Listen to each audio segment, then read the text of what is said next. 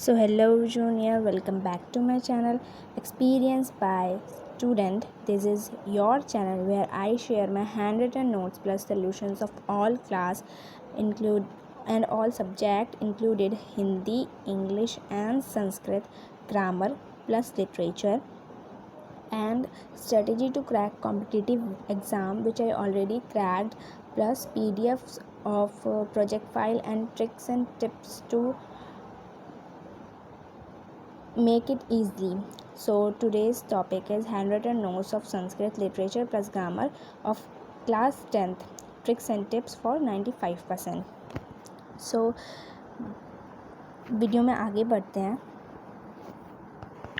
So we start with our first chapter सूची पर्यावरणम. देखो यहाँ पे मैंने आपको कुछ ब्लैक से लिखा है, कुछ ब्लू से लिखा है. जो ब्लैक से लिखा है वो वही चीज़ें हैं जो आपको बुक में मिल जाएगी एनसीईआरटी की.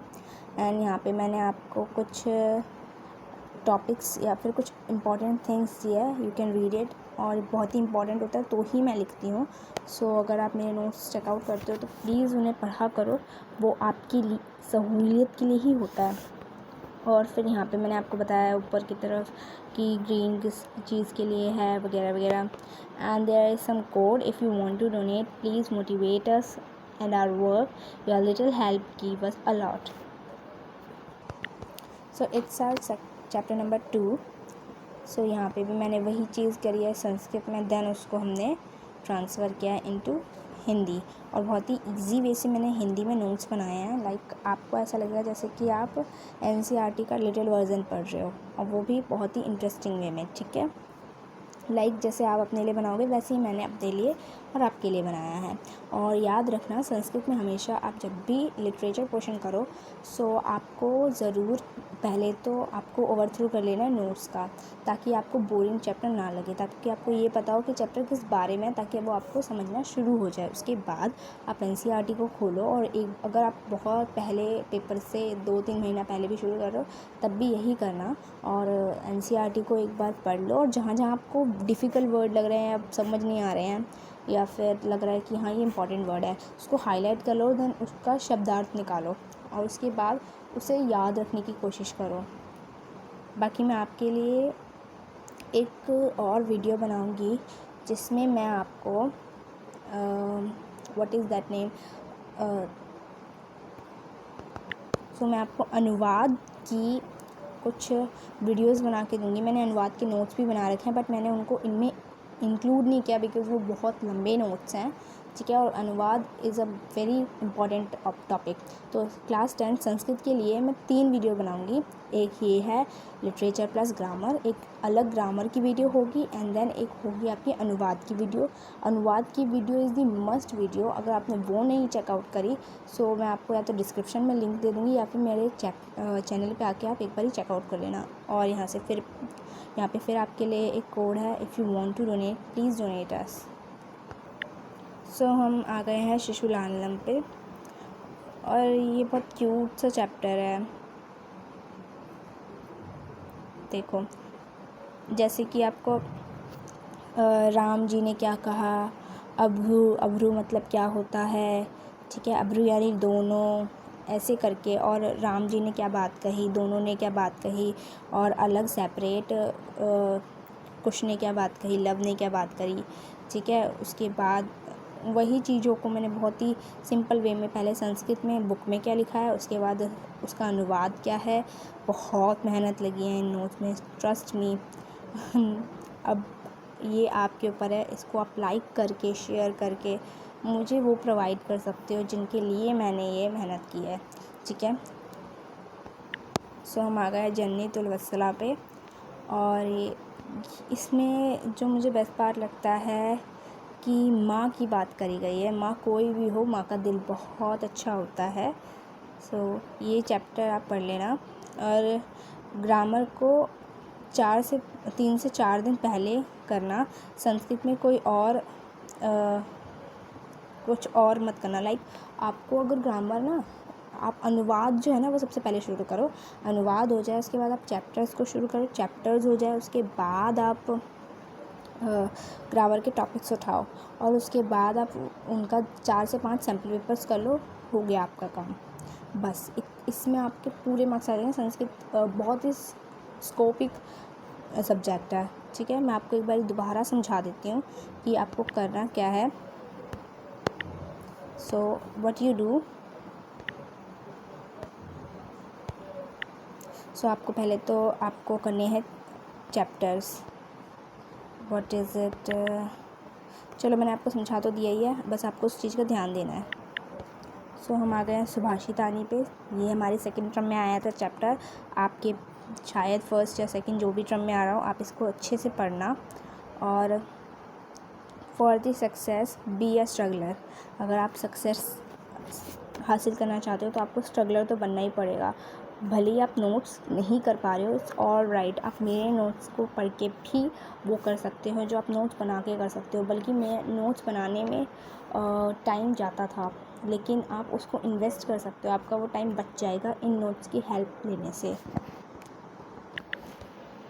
सो सुहाद्री प्रकृति शोभा में हम आ गए हैं। इसमें प्रकृति की बात की गई है। इन सभी चैप्टर्स की नोट्स की PDF आपको डिस्क्रिप्शन में मिल जाएगी। और आप चाहे तो शॉर्ट्स पे जाके भी, अगर आप शॉर्ट्स से आए हैं तो फिर वेलकम, और आप देख ही सकते हैं मैं कितनी सारी चीज़ें आपको फ्री में प्रोवाइड करा रही हूँ।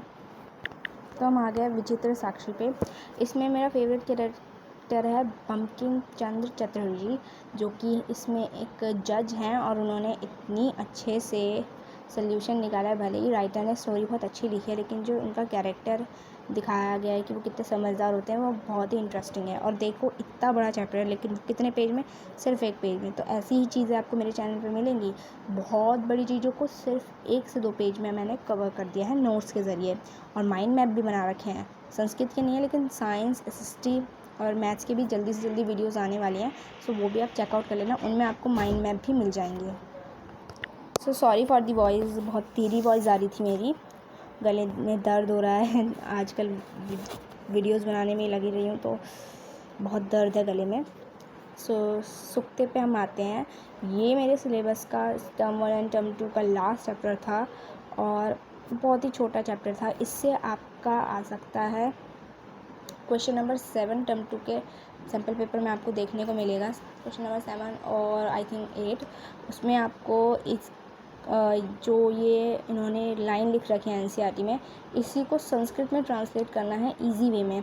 सो ये बहुत ही ईजी चैप्टर है। बस आपको ना इस चैप्टर को 1 से 2 दिन पहले पढ़ना है पेपर से, और इसको हाईलाइट मार लेना है चीज़ों को और अच्छे से समझ लेना है। सो आप इसको पक्का ही कर लोगे। And there is some QR code if you want to donate. Please motivate us and our work. Your little help give us a lot. So हम ग्रामर की तरफ मूव ऑन करते हैं। यहाँ पे है घटिका, समय लेखनम जिसे कहते हैं। अगर घटिका या समय लेखनम आए तो आप समझ लेना कि दोनों एक ही टॉपिक है, और इसमें बहुत ही ईजी है। इसकी तो नोट्स बनाने की आई थिंक ज़रूरत भी नहीं थी, बट कुछ पॉइंट्स थे जो आपको याद रखने चाहिए। सो इसलिए मैंने ये शॉर्ट इतना सा लाइक हाफ पेज का नोट्स बना दिया, ताकि अगर आप कोई चीज़ भूलते भी हो तो पेपर से 1 दिन पहले ये टॉपिक उठा के देखा, इसका नोट्स पढ़ा, ओके ये चीज़ ये है, ये चीज़ ये है, then you can revise it, ठीक है। सो वी कमिंग ऑन समास, जो कि टर्म 1 के पेपर में आया था हमारे टिक मार्कर में। सो समाज के लिए मैंने इतना ही किया। वैसे ये बहुत बिग टॉपिक है, अगर आप इसको डेप्थ में पढ़ना चाहो तो कोई भी शॉर्ट वीडियो आप देख सकते हो, या फिर कोई लॉन्ग भी देख सकते हो। बट ऐसा चैनल देखना जो कि ट्रस्टेड हो, और जो कि आपको सिर्फ़ और सिर्फ लाइक जैसे मैं बनाती हूँ small videos but big things, तो ऐसे ही कोई वीडियो देखना। नहीं तो मैं आपको मेंशन कर दूँगी अगर मैंने कोई देखी हो तो। लेकिन ये मैंने एक अपनी NCERT में से जो टीचर ने पढ़ाया उससे ही ये नोट्स बनाए हैं। सो हम आ गए अव्यय पे। ये जो वर्ड्स हैं आपको ये ज़रूर याद रखने हैं। इतने सारे वर्ड याद करने की ज़रूरत नहीं, बस ये याद रख लो आप। और ऐसी चीज़ें मैंने आपको अनुवाद की में भी दे रखी हैं, शॉर्ट चीज़ें हैं, और प्रत्येक को मैंने हाफ पेज में फिर से ख़त्म कर दिया। So it's very interesting. So मैंने संधि के यहाँ, ये संधि के ही नोट्स हैं। अगर आपको कुछ समझ ना आए तो कमेंट में आप बता सकते हैं, और आपको कौन सा पार्ट बेस्ट लगा वीडियो का और लेक्चर का, और आपको कौन से नोट्स बहुत अच्छे लगे वो भी आप कमेंट पे प्लीज़ बताना ना भूलें।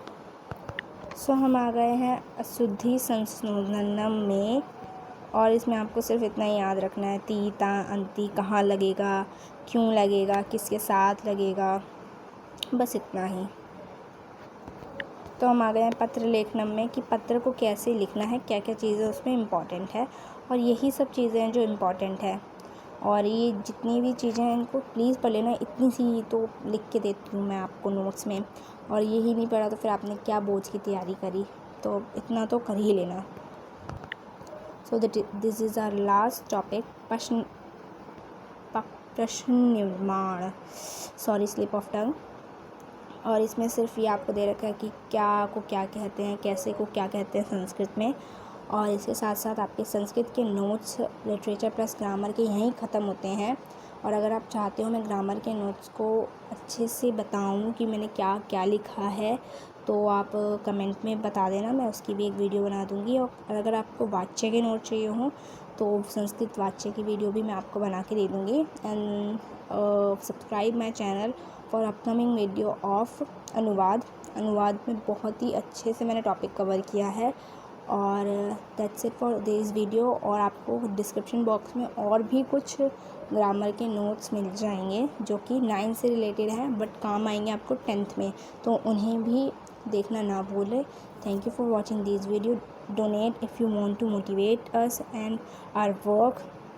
Your little help give us a lot. Thank you for watching this video. Bye bye juniors.